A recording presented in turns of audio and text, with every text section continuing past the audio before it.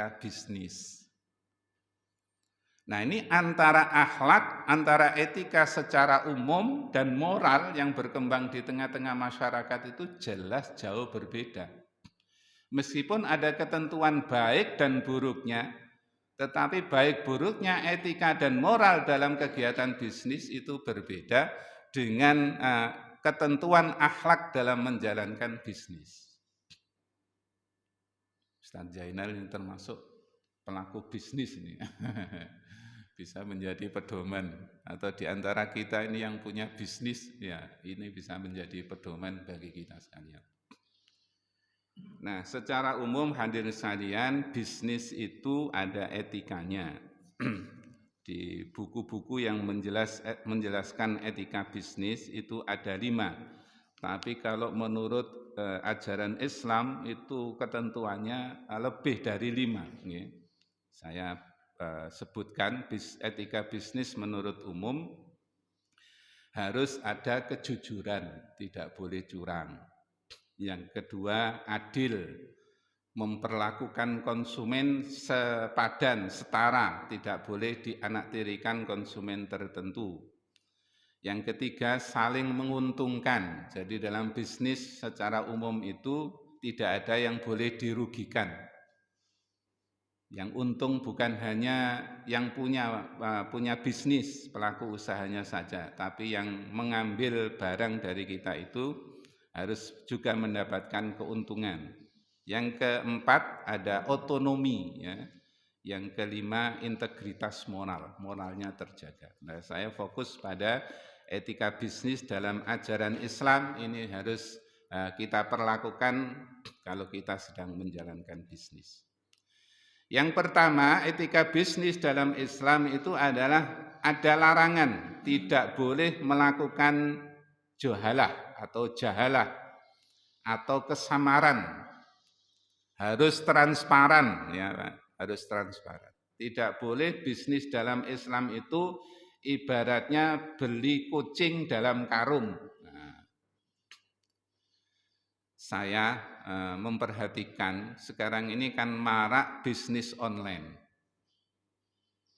Dan itu bisa mendatangkan keuntungan bagi pelaku bisnis. Kalau sudah kadung rezekinya, tidak usah kemana-mana, bisnisnya meraup keuntungan yang sangat banyak sekali.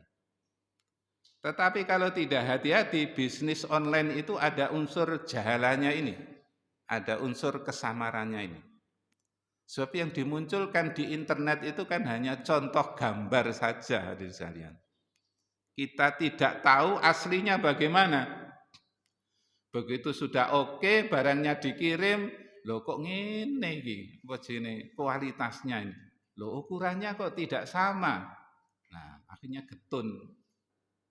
Maka bisnis online itu kalau pelakunya tidak jujur, ada yang ditutup-tutupi, lah itu bisa menjadikan tidak sah. Karena dalam prinsip ajaran Islam itu tidak boleh ada kesamaran, tidak boleh beli kucing dalam karung. Beberapa mahasiswa yang saya tanya soal yang menjalankan bisnis online itu ternyata sebagian mahasiswa itu merasakan tertipu dalam bisnis online. Yang kedua, tidak boleh goror. Tidak boleh goror. Tidak ada boleh penipuan atau bertindak curang.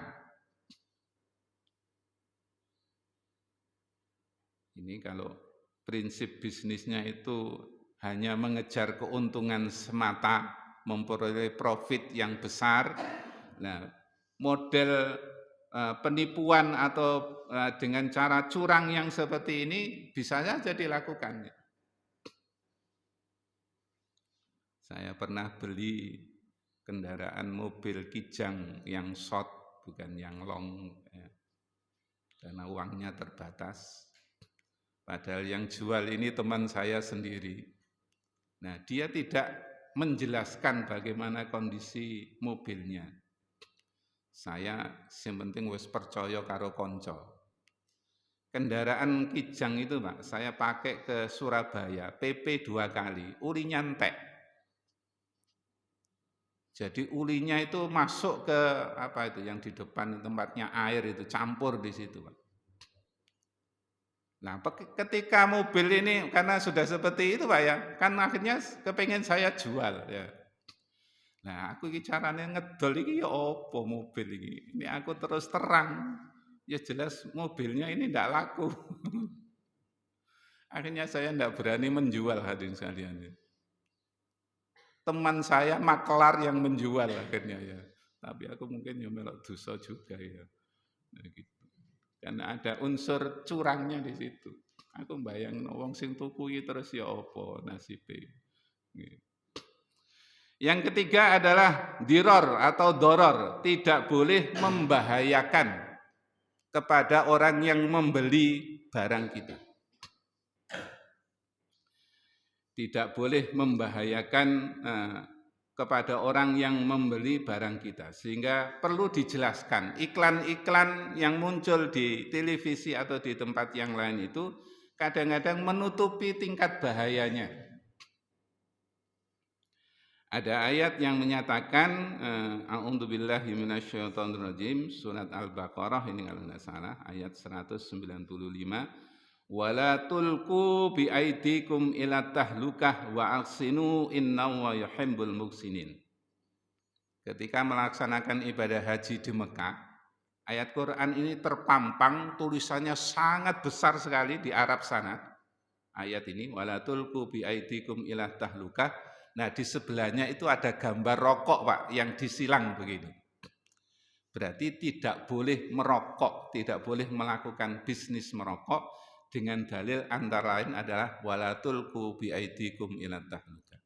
Karena rokok itu bisa membahayakan diri kita. Sebagian teman atau tetangga yang kena penyakit ginjal akhirnya cuci darah. Setelah kita tanya-tanya itu karena ternyata sering mengkonsumsi minum-minuman yang menjadi penguat itu, Pak ya. Nah, pada saat waktu sepuhnya, sudah mulai sepuh, mulai pensiun, akibat dari meminum minuman yang membahayakan itu, akhirnya bisa kena penyakit ginjal dan bisa cuci darah. Nah, bisnis yang mendatangkan bahaya seperti itu dalam ajaran Islam tidak dibenarkan. Yang keempat adalah az-zulmu, menghalalkan segala cara. Nah, ini juga tidak boleh dalam bisnis Islam. Namanya menghalalkan cara, segala cara ya opo wae dilakoni. Sepenting bisa mendapatkan keuntungan. Nah, ini tidak boleh. Dalam ajaran Islam secara jelas ditegaskan, salah satu hadisnya adalah ittaquz zulma fa inna dzulma dzulumatu yaumal qiyamah. Jangan kamu berlaku dolim, karena sesungguhnya perbuatan dolim itu akan menciptakan kegelapan-kegelapan besok di hari kiamat. Oke, supaya tidak terlalu panjang juga, saya pungkasi di sini. Di antara larangan dalam bisnis Islam juga adalah tidak boleh ada unsur riba, tidak boleh ada unsur perjudian. Ya, tidak boleh ada unsur riba, tidak boleh ada unsur perjudian. Al-Quran menegaskan kepada kita dalam surat Al-Baqarah, ahallallahul bai'a wa harramar riba. Dihalalkan atas kamu transaksi jual beli dan diharamkan atas kamu berlaku riba. Nah, yang riba ini hadirin sekalian yang berat ya. Kita umat Islam ini sepertinya sangat sulit untuk tidak berhubungan dengan dunia perbankan yang di situ prosesnya masih model konvensional. Atau berhubungan dengan transaksi perbankan syariah, tapi kalau tidak hati-hati, tidak transparan, juga masih mungkin bercampur dengan hal-hal yang bersifat konvensional. Saya ketemu salah seorang pelaku usaha membuka koperasi syariah, tapi dia ngomong kepada saya, repot Pak berhubungan dengan masyarakat itu. Maunya kita menerapkan syariah, tapi masyarakatnya belum paham tentang transaksi syariah, akhirnya transaksinya masih kepengin model konvensional. Lah podo ae. Ya. Ahalla wal bai'a wa harrama riba. Jadi kita dalam transaksi jual beli diusahakan untuk menghindari riba. Maka saya menganjurkan kepada saya sendiri, kepada panjenengan semua ibu bapak, karena sekarang sudah banyak perbankan syariah yang konvensional bisa dialihkan ke yang syariah. Meskipun kadang-kadang ada hal yang barangkali tidak sreg ya Pak ya di hati kita, tapi setidak-tidaknya kita bisa menghindari diri kita supaya tidak terjerumus dalam transaksi jual beli secara ribawi. Suatu ketika saya disuruh mengisi seminar, Pak. Seminarnya judulnya luar biasa bagusnya menurut saya, ya. Apa namanya? Bisnis tanpa riba, itu judulnya ya. Yang hadir banyak, saya pengantarnya saya mulai dengan sebuah pertanyaan ringan. Hadirin yang hadir di sini, saya mohon angkat tangan. Siapakah di ruangan ini yang punya tabungan syariah? Gitu. Angkat tangan gitu ya. Dari yang hadir sekitar 100 lebih peserta, itu yang angkat tangan hanya 2 hadirin sekalian ya.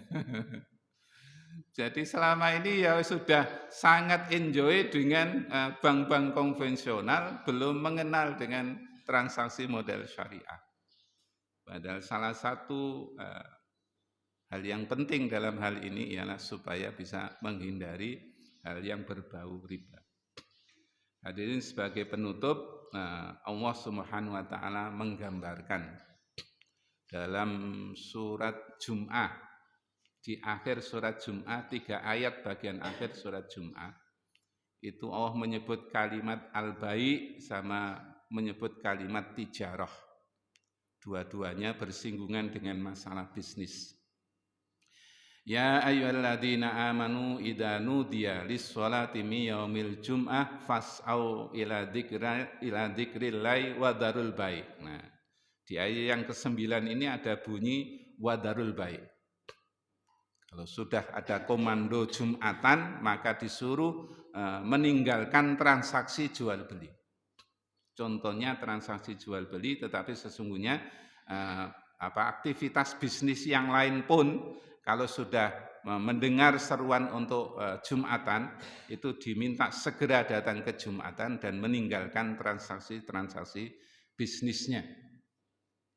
Kemudian di akhir surat Jum'ah ini disebut dengan kalimat tijarah. Tijarah itu artinya maknanya juga bisnis. Nah, kalau al-bai' ini makna aslinya adalah transaksi jual beli, lebih khusus. Kalau di akhir surat Al-Jum'ah itu menyebut dengan kalimat tijarah. Wa idza ra'au tijaratan aw lahwan fadzu ilaiha wa tarakuka qa'ima qul ma indallahi khairum minal lahwi wa minat tijarah wa khairur raziqin. Kita memang sudah dilihat oleh Allah kecenderungan kita kalau bisnis itu sangat semangat luar biasa. Tetapi di sisi Allah ya, dengan zikir kepada Allah, ingat kepada Allah itu lebih baik daripada mengurusi bisnisnya yang terlalu berlebih-lebihan. Nah, karena itu supaya tidak berlebih-lebihan, etika bisnis tadi harus kita terapkan dalam kehidupan kita sehari-hari. Etika bisnisnya terutama adalah etika bisnis dalam Islam. Sehingga keuntungan yang kita peroleh adalah keuntungan yang mendapatkan ridho dari Allah Subhanahu wa taala. Demikian hadirin sekalian yang bisa kita sampaikan, mudah-mudahan ada manfaatnya. Kita tutup dengan bacaan kafaratul majlis. Subhanakallahumma rabbana wa bihamdika asyhadu an la ilaha illa anta astaghfiruka wa atubu ilaik. Walhamdulillahi rabbil alamin. Assalamualaikum warahmatullahi wabarakatuh.